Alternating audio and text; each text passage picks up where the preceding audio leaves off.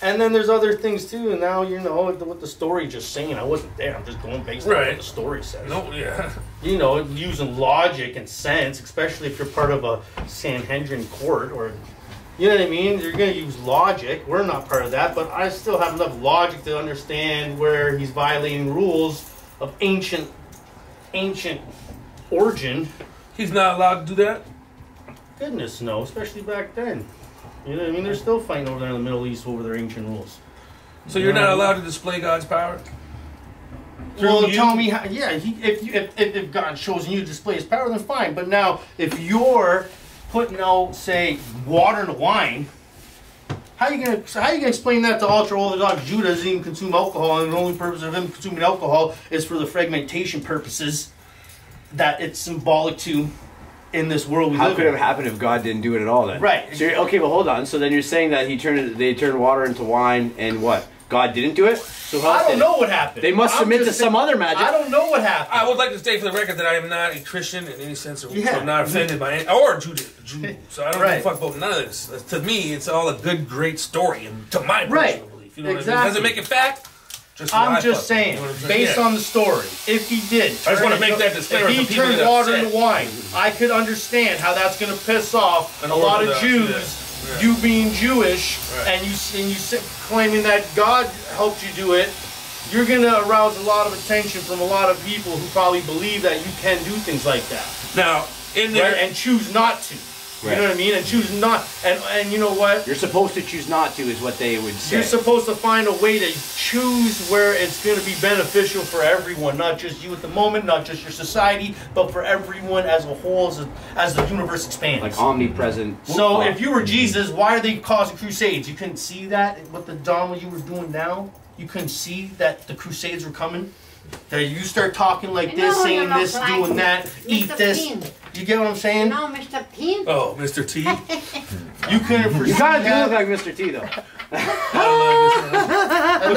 and that's getting deep. And I don't mean to offend a lot of people with their religion, but I'm just saying there's going to be a lot of people that think like me. They're going to be like, exactly. So, is there like a Armageddon thing in the Torah? Is there an end? Did you Like see how many gods they have? Okay, so in the Tanakh, that's the book of the prophets too, though. Okay, so my question question is just the first 5 books of of any regular. But there is like a Revelation style writing about an end time.